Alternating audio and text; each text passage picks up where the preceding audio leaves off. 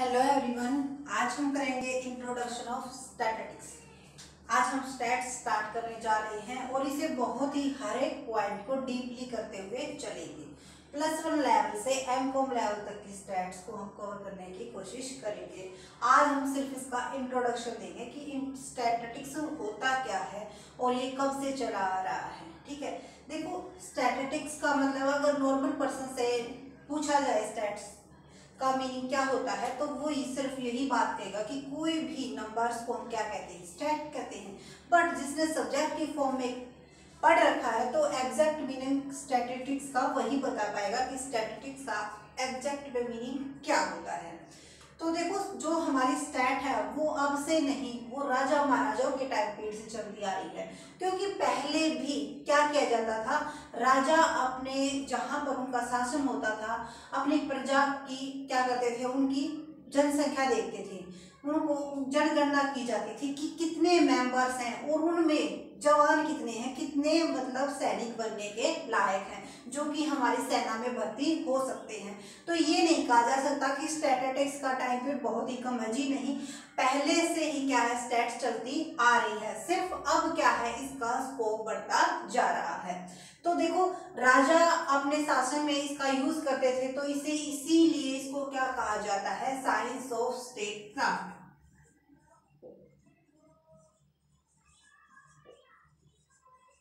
Science of state craft. और इसको science of state craft आपको समझ में आ गया होगा क्यों क्यों कहा जाता है साइंस ऑफ स्टेट क्राफ्ट। क्योंकि राजाओं के द्वारा क्या किया जाता था, अपनी कला दिखाई जाती थी उसके उससे कि इतनी पॉपुलेशन है और इतने मेंबर्स क्या है सेना में भर्ती हो सकते हैं। और उनकी जमीन का भी लेखा जोखा रखा जाता था कि कितना टैक्स लगाया जाए और उस टैक्स से कितना अमाउंट हमारे पास आ जाएगा, इन सभी का ब्यौरा रखा जाता था। इसीलिए इसको साइंस ऑफ स्टेट क्राफ्ट कहा जाता है। और इसे पॉलिटिकल एडमिनिस्ट्रेटर भी कहा जाता है। क्यों कहा जाता है, पॉलिटिकल अर्थमेटिक्स।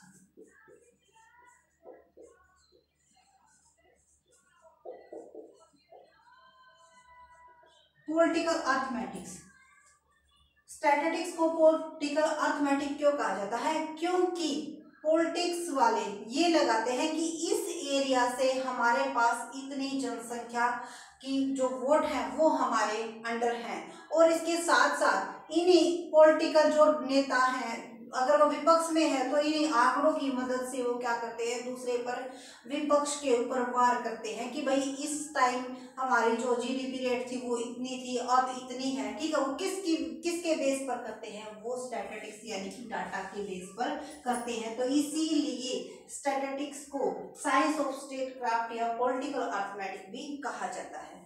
अब ये वर्ड स्टैटिस्टिक्स आया कहाँ से है, देखो जो स्टैटिस्टिक्स है ये इंग्लिश वर्ड है और ये 3 शब्दों से आया है और तीनों का ही मतलब एक होता है। ठीक है, स्टेटस जो कि लैटिन भाषा का वर्ड है, ठीक है, स्टेटिस्टा,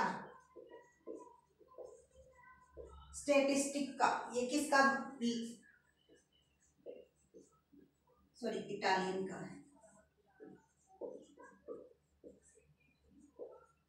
और एक है हमारा स्टेटिस्टिक, ये किसका है, जर्मनी का।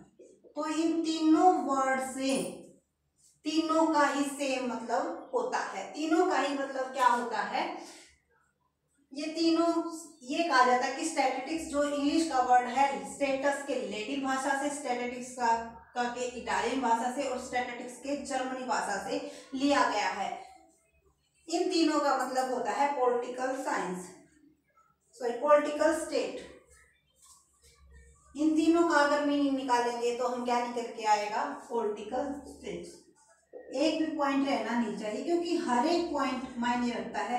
हमारा यूजीसी नेट में यही पूछा गया था कि स्टैटिस्टिक्स का जो स्टेटस शब्द है वो किससे लिया गया है। तो क्या पता अगली बार कुछ और पूछ लिया जाए। तो हर एक चीज को हमें कवर करके चलना है, इसीलिए हर एक चीज को हम पॉइंट आउट करके रखते हैं कि कौन सा कहाँ से क्या कुछ पूछा जा सकता है। तो देखो टाइम पीरियड थोड़ा सा ज्यादा लगेगा क्योंकि हर एक चीज को हम क्लियर कराने की कोशिश कर रहे हैं, लेकिन वैल्यूएबल आपको जो मैटर मिलेगा वो वैल्यूएबल मिलेगा, ये नहीं लगेगा कि वीडियो में जो कुछ बताया गया वो वेस्टेज है। ठीक है, तो सबसे पहले हमने क्या बताया है कि स्टैटिस्टिक्स को क्या कहा जाता है, साइंस ऑफ स्टेटक्राफ्ट और पॉलिटिकल अर्थमेटिक्स। फिर स्टैटिक्स शब्द की उत्पत्ति किससे हुई है, स्टेटस से, या फिर स्टैटिस्टिक्स का, या फिर स्टैटिस्टिक। इन तीनों वर्डों से क्या माना जाता है कि स्टैटिस्टिक्स की इंग्लिश का जो वर्ड है वो डिराइव हुआ है, और इन तीनों का मतलब क्या होता है, पॉलिटिकल स्टेट्स। आई होप यहाँ तक आपको क्लियर हो गया होगा। अब आगे चलते हैं स्टैटिस्टिक्स के मीनिंग पर। स्टैटिस्टिक्स का जो मीनिंग है वो टू फॉर्म में यूज किया जाता है। फर्स्ट है सिंगुलर फॉर्म और प्लूरल फॉर्म। प्लूरल फॉर्म में इसको क्या माना जाता है, एज ए न्यूमेरिकल डाटा। अगर प्लूरल फॉर्म में स्टैटिस्टिक्स को हम अगर पढ़ते हैं तो क्या माना जाता है कि ये क्या है, एक न्यूमेरिकल डाटा है। ठीक है, न्यूमेरिकल डाटा कैसे है, जैसे कि जनसंख्या, जनगणना कर ली हमने, ठीक है, वो क्या है, एक न्यूमेरिकल डाटा ही तो है, तो उसे प्लूरल फॉर्म में क्या माना जाता है कि एज ए न्यूमेरिकल डाटा। और सिंगुलर फॉर्म में क्या माना जाता है, एज ए स्टैटिस्टिकल मेथड्स।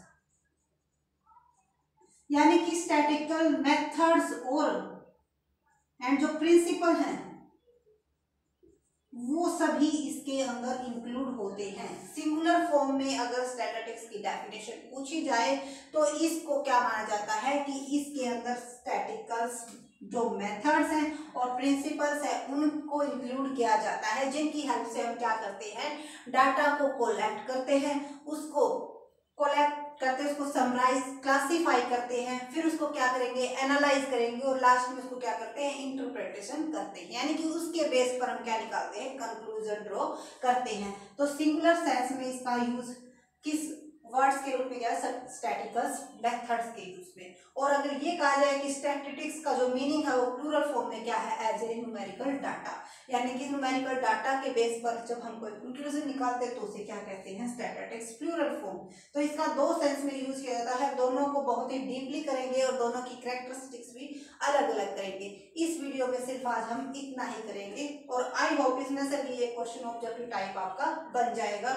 इसके वर्ड से आ सकता है, इसके नेम से आ सकता है, और इसके मीनिंग से आ सकता है। तो एक बार फिर समझ लेते हैं, स्टैटिस्टिक्स जो शब्द है वो हमारे राजा महाराजाओं के टाइम पीरियड से चलता आ रहा है, और इसकी उत्पत्ति किससे हुई है, स्टैटिस्टिक्स का जो इंग्लिश वर्ड है वो इन तीनों से लिया गया है, तीनों का ही सेम मीनिंग होता है। जो स्टेटस वर्ड है वो लैटिन भाषा से, स्टैटिस्टिक का वर्ड है वो इटालियन भाषा से, और स्टैटिस्टिक्स है वो जर्मनी से।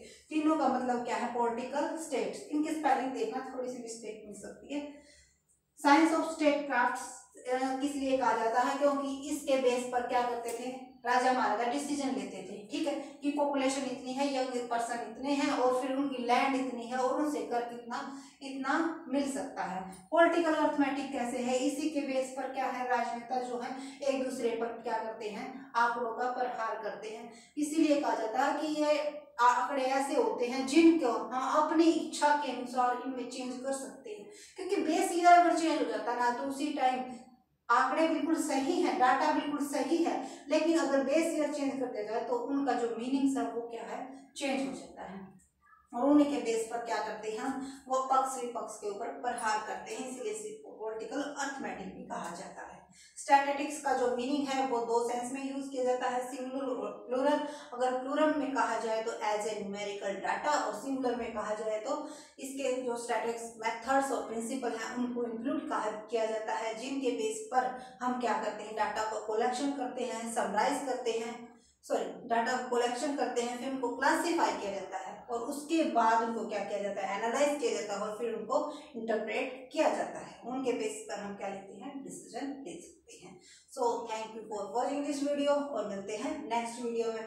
सब्सक्राइब और कमेंट करना ना भूलिए। Thank you.